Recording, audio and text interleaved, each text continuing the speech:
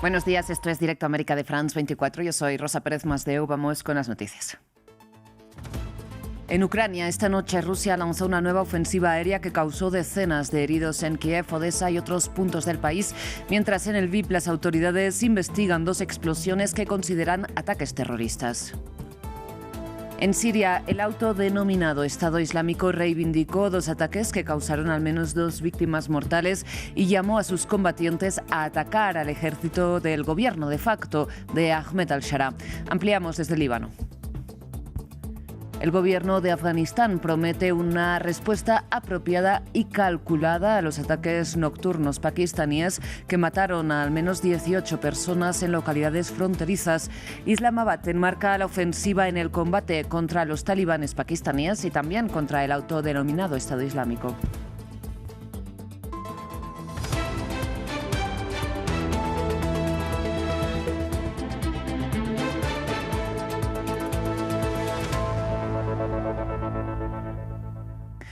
Iniciamos en Ucrania. El ejército ruso lanzó una nueva ofensiva aérea esta noche que mató al menos a una persona en la región de Kiev y causó también decenas de heridos y daños contra la red eléctrica en otras zonas del país. Mientras el alcalde de Lviv, en el occidente ucraniano, calificó dos explosiones en el centro de la ciudad de ataques terroristas cuando este martes se cumplirán 4 años ya del inicio de la guerra a gran escala. A pocos días de los 4 años de la guerra en Ucrania, Rusia mandó decenas de drones de combate, misiles balísticos y de crucero durante la noche de sábado a domingo, apuntando principalmente a infraestructuras energéticas. Los ataques alcanzaron el puerto de Odessa, la capital Kiev y sus suburbios. Salí corriendo, por supuesto, y vi que la casa estaba envuelta en llamas. Me di cuenta de dónde era. Al principio no entendía si era un misil, un dron Shahed o algo más. Y ahora hemos venido aquí y vemos estos daños terribles.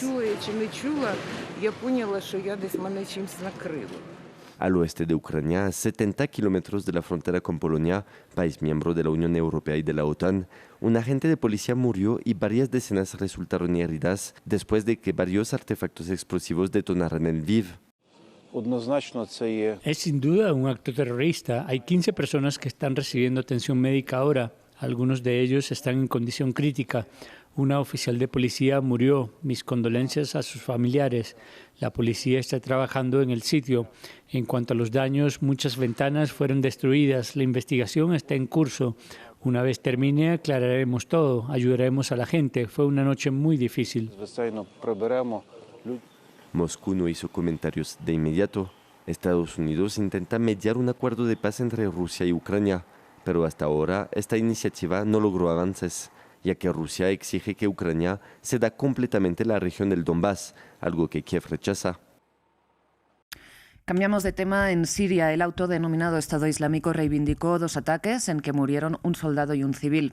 Al mismo tiempo, el grupo hizo un llamado a sus combatientes a atacar al gobierno del presidente de facto Ahmed al-Shara, un excombatiente, recuerden, vinculado a Al-Qaeda que lideró el derrocamiento de Bashar al-Assad en diciembre de 2024. Conectamos a esta hora con nuestra corresponsal Etel Bonet. Etel, muy buenos días. Cuéntanos por qué el Estado Islámico, o el autodenominado Estado Islámico, mejor dicho, dice que es prioritario atacar al gobierno de facto de Ahmed al-Shara. Sí, buenas tardes, Rosa. Pues es una situación que se veía venir desde hacía tiempo, precisamente porque los movimientos que está teniendo pues el presidente de facto, Ahmed al-Shara, son muy hacia Occidente. Estamos hablando que hace prácticamente unos meses, pues cuando tuvo esa reunión en la Casa Blanca con el presidente Donald Trump, dijo que iba a entrar en esa coalición internacional contra el Estado Islámico, y eso era algo que precisamente justo ahora, ¿no?, después de ese derrocamiento o de que hayan perdido esa fuerza, lo que son las fuerzas democráticas sirias formadas por grupos kurdos en lo que es el noreste de Siria, todo esto ha hecho que el Estado Islámico pues haya cogido ahora un poco más de impulso, precisamente porque hay ese vacío de control y de seguridad en esa zona, ya que se están cambiando de las fuerzas democráticas sirias a lo que son las fuerzas del gobierno central, y todo esto lo está aprovechando el Estado Islámico pues para ganar fuerza, y sobre todo pues porque era algo que es un grupo que todavía seguía teniendo unas células durmientes, y era, pues como había dicho antes, pues prácticamente algo que iba a ser posible, ¿no? Y veremos precisamente pues también con esa retirada pues de las tropas estadounidenses. Profundicemos precisamente en esto, Ethel, en esta retirada de las tropas estadounidenses que comentas, porque según el Wall Street Journal, podría tener lugar en unos 2 meses, ¿no? ¿Qué consecuencias podría tener precisamente este movimiento en este contexto?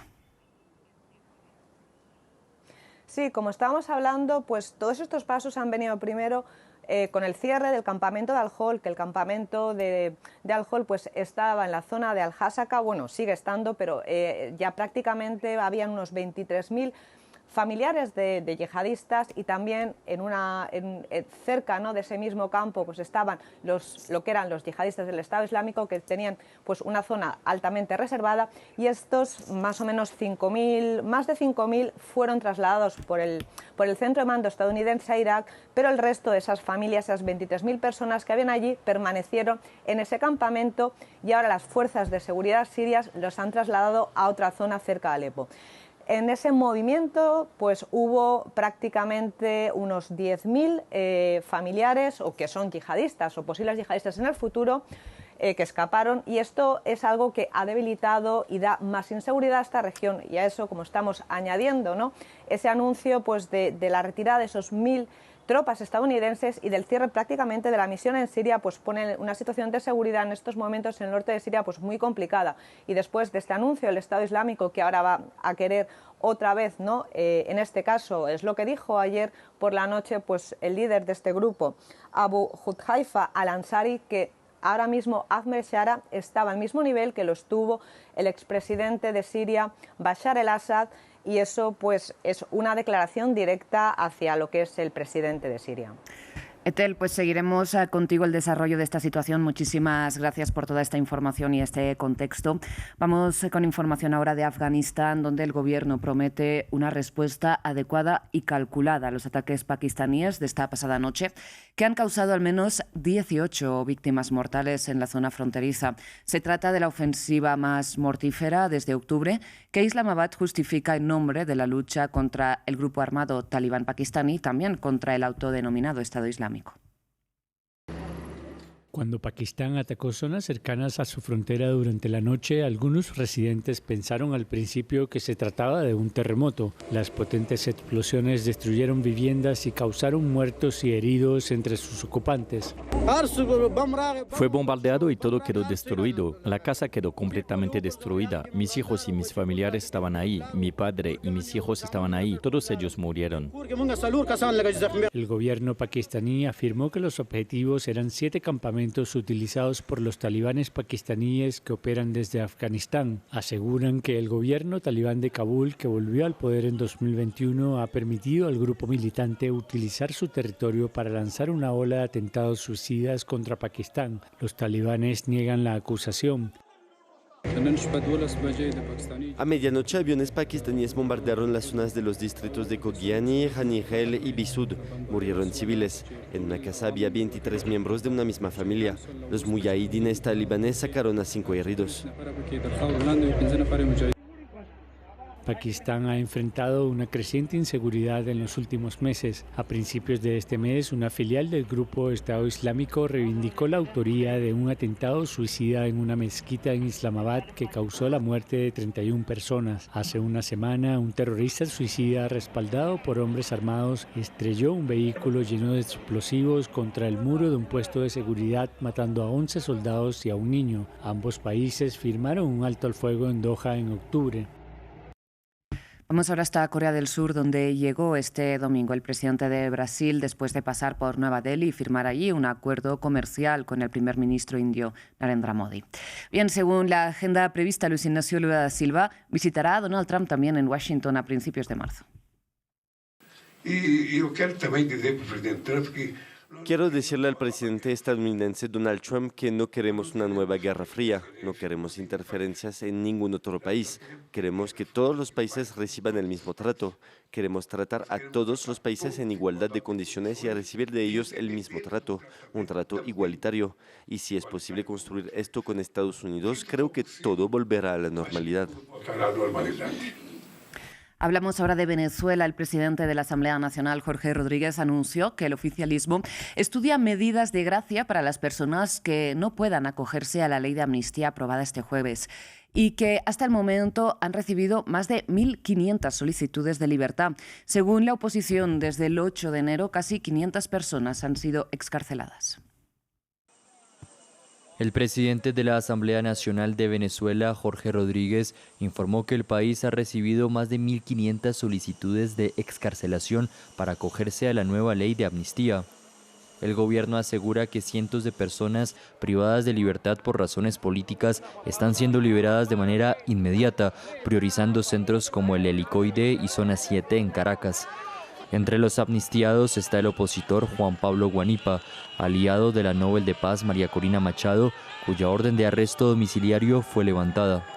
Guanipa, él está entre las personas que debieron ser excluidos porque convocó acciones violentas contra Venezuela, pero se decidió que se le diera una medida que espero que él sepa apreciar bien, ojalá, y en este momento goza de libertad plena. Sin embargo, la líder opositora María Corina Machado, en el exilio, no confía en el gobierno venezolano. La esencia de este régimen es la maldad y el terror. Venezuela solo será estable con el Estado de Derecho, justicia y libertad para todos, para los civiles, para los militares, para los exiliados, para todos los venezolanos. En paralelo, el sábado aterrizó en el aeropuerto de Maiquetía el segundo lote de suministros médicos donados por Estados Unidos, más de 65.000 kilogramos que suman 71.000 en total junto al primer envío del 13 de febrero. Esto forma parte de un restablecimiento más amplio de relaciones entre Washington y Caracas, que incluye conversaciones sobre petróleo y alivio de sanciones tras la intervención militar estadounidense del 3 de enero, que concluyó con la captura del ahora depuesto presidente Nicolás Maduro. Bien, y para el cierre les contamos que la música latina perdió este sábado a uno de sus mayores artistas. Falleció a los 75 años Willy Colón, pionero y artífice de la salsa, elevó los ritmos caribeños a nivel global.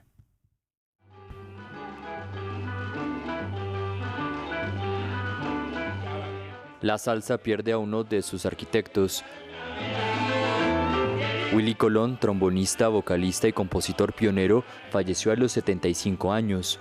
Nacido en el Bronx, en la ciudad de Nueva York, pero de padres puertorriqueños, Willy fue criado por su abuela con ritmos tradicionales de Puerto Rico y Cuba y rápidamente descubrió su pasión por el trombón.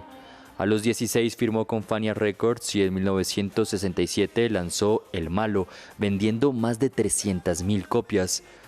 El Malo del Bronx, como era conocido popularmente, produjo más de 40 álbumes, con ventas globales. Fusionó el jazz, rock, funk y ritmos latinos como son cubano, bomba y plena. Colaboraciones legendarias con Celia Cruz o Héctor Lavoe y especialmente con Rubén Blades en Siembra, el álbum de salsa más vendido. Politizaron el género con crónicas urbanas y temas sociales. Nominado a 10 Grammys, recibió un Grammy Latino por su trayectoria en 2004. Su trombón fue la voz del pueblo, un puente entre culturas, y aunque en los últimos años protagonizó polémicas por sus opiniones políticas o el pleito judicial contra su amigo y colaborador Rubén Blades, su música eterna transformó y expandió la salsa. Sus seguidores celebran el regalo eterno de su música y los recuerdos que vivirán por siempre. Hasta aquí las noticias.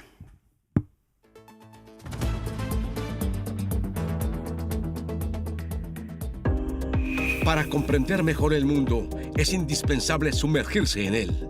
De Buenos Aires a Beirut, pasando por Kinshasa, Kiev o Washington, los corresponsales de France 24 están en todas partes. 200 corresponsales que viven cerca de usted. Su misión, informarle en todo el mundo y a cualquier hora del día. Información objetiva, seria, fiable e independiente. Hechos verificados, noticias falsas desenmascaradas. France 24. Estamos aquí, estamos allí y allá para informarle.